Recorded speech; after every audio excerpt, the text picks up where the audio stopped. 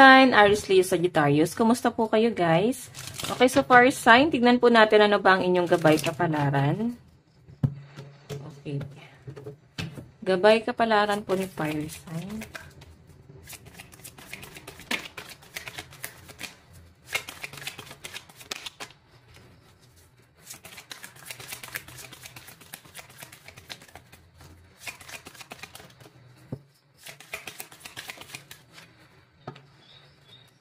Okay, so meron tayo guys, pride, strategy, and profession. Actually guys, ngayon nakikita ko para bang meron kang pinupurso dito. Siguro ito yung forte mo talaga, no? Para bang nagiging passionate ka dito sa bagay na to. And kung makikita nyo guys, napapataas niya talaga yung self mo, no? Yung confidence mo sa sarili mo. Ayan, no? Self-worth mo. Para bang nahanap mo na para bang kontento ka ngayon. Wala ka masyadong pressure. And, parang, ayaw mo ng distraction. Okay? Hindi ka masyadong, nakikinig. Parang, sa ibang tao. Kasi nakapokus ka lang sa kung ano yung ginagawa mo. At kung ano man tong, pinagkakalibangan mo or pinupurso mo, isa lang yung share ko, hindi siya guys tao, no? I think, ano siya, parang sa career or pwedeng libangan mo. Okay, masaya ka sa ginagawa mo, sa pinapakita sa akin dito, no? Tignan pa natin, guys. So, ang lucky number mo is 4, 48, and 1. Tignan pa natin.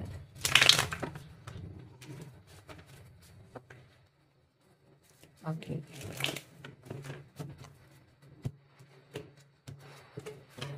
Additional message po kay fire sign.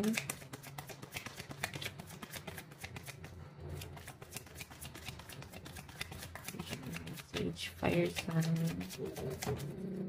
Okay, so meron tayong 7 of Cups. Ang dami mong gustong gawin. Okay, so fire sign sa pinapakita sa akin, parang ang dami mong gustong gawin. Naguguluhan ka na, nuunahin mo. Parang biglang gumulo yung mundo mo. Siguro bumuhos ang blessing sa inyo guys, no?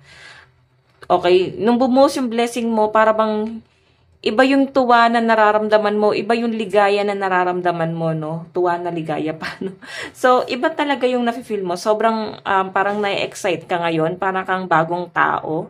I think nakalabas ka na doon sa old cycle. Okay, nandun ka na sa bagong cycle ng buhay mo. Ngayon, dahil sa daming opportunity na dumarating sa inyo, nakikita ko sa iyo ngayon na parang hindi mo alam ano unahin mo. Sobrang magiging abala ka daw po, no? Tignan pa natin, fire sign.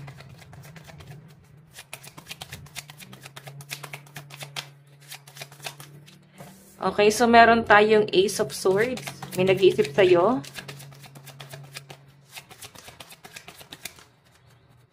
Okay. Kung makita nyo guys, ito, 8 of Cups, pinipilit niya yung sarili niya na lumayo na kahit na may nafe-feel pa siya sa inyo. So, I think sa love life mo to. Kung makikita nyo guys, Ace of Swords, iniisip-isip ka nito, pero hindi ka naguguluhin itong taong to guys. Mahari kasi talagang sinabi mo na, ayaw mo na. Okay, mahari ikaw na yung nagpalayo sa kanya or pinaramdam mo na sa kanya na talagang hindi na. Okay, or yung iba naman dito guys, maaaring ikaw to. Maaaring ikaw yung naguguluhan. Naguguluhan ka sa love life mo kasi pwedeng siya mismo abala na. Ayaw ka na niya guys. Papasukin pa sa buhay niya. So, ayan. Pwede ikaw, no? Pwede nyo guys pagpalit-palitin yung energy. So, ngayon guys, nakikita ko na maaaring nalilibang ka na sa kung anong pinupurso mo ngayon sa buhay mo. And, etong pag-overthink mo guys, hindi to patungkol sa love life mo eh. Okay?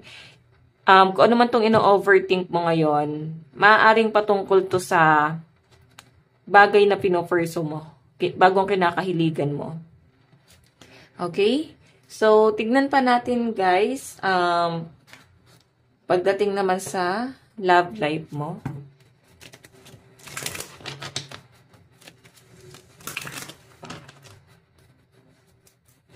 Pagdating sa love life ni fire sign.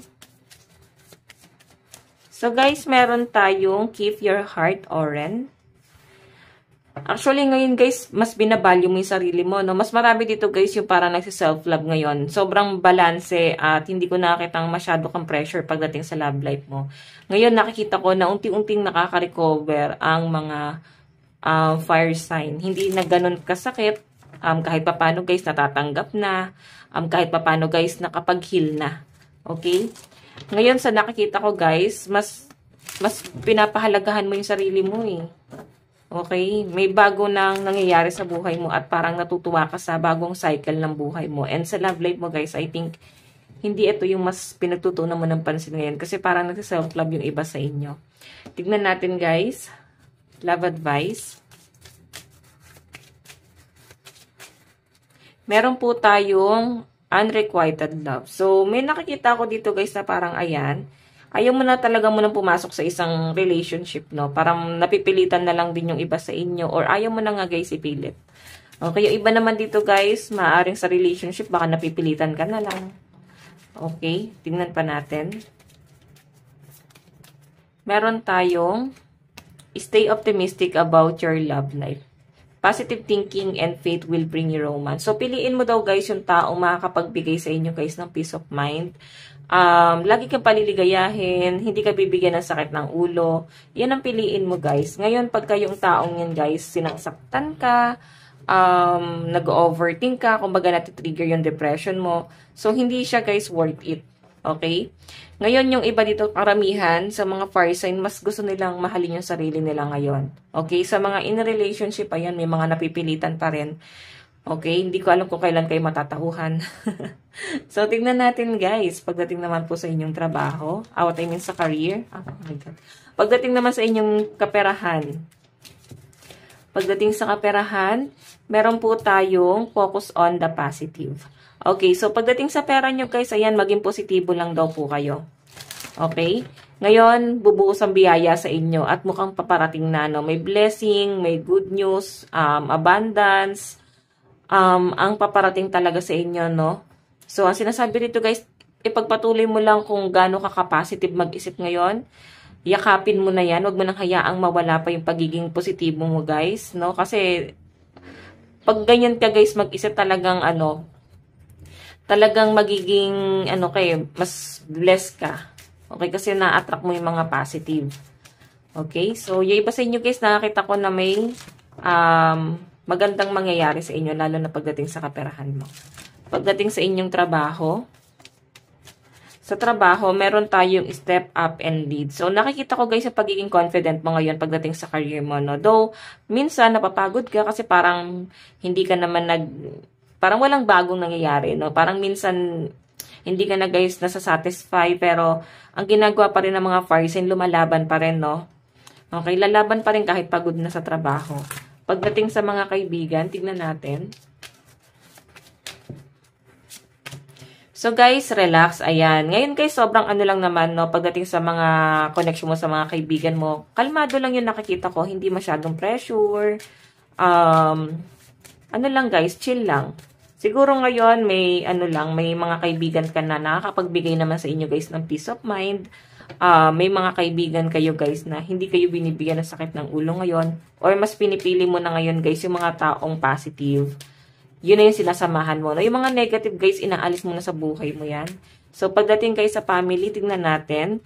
Meron po tayong make time for self-love. So, pagdating sa family guys, ayan, kaya siguro yun ang lumalabas kasi parang, eto na yung time para mag-focus ka naman sa family mo, no? Sila naman yung pagtuunan nyo ng pansin.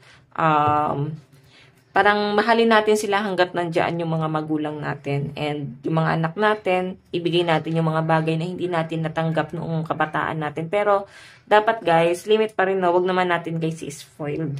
Okay? So, kung kayo naman guys ay single, siguro mag-ipon para kung sakaling ready ka na bumukod or magkaroon ng sariling pamilya, meron ka na guys, pundar. Okay? So, guys, ayan, maaring ang kadil mo is Libra, Sagittarius, Capricorn, Cancer, and Libra pa rin. Tignan natin ano ba ang inyong advice. Meron tayo guys, Dombo Octopus. Okay, stop chasing. attract what you desire. Diba? Huwag kang habol ng habol. Dapat daw guys, sila yung naghahabol sa inyo. Okay? Hindi man to guys sa love life, pwede rin guys sa career. Huwag mong habulin yung goal mo sa buhay. Dapat yung goal mo yung na-attract mo pabalik sa inyo. Yung tipong hindi ka pagod, pero maganda yung daloy ng pera. Okay? Okay, yan. Mag-attract lang guys ng mag-attract. Maging matalino ka. Ano ba yung mga pwede nyo guys gawin pang source of income? Maging matalino kayo guys, no? So, ayan.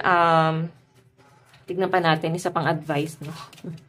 Meron tayong raindrops. Take a chance on them. Diba? Minsan guys, first season, diba? Sa mga season, like, kagaya na to, umuulan-ulan na. Minsan guys, may magandang benefits din ng pag-ulan. Okay? May magandang benefits din ng araw. So, pag ganun lang, enjoy lang natin. Okay? Enjoy lang natin kung ano man ang umulan or umaraw man, guys. No? Parang sa buhay lang, guys. Magkaroon man ng ups and downs sa buhay mo, enjoy mo lang, huwag ka masyadong ma-pressure. So, first sign, ito lang po inyong reading bukas po. God bless and love you all. Bye-bye po.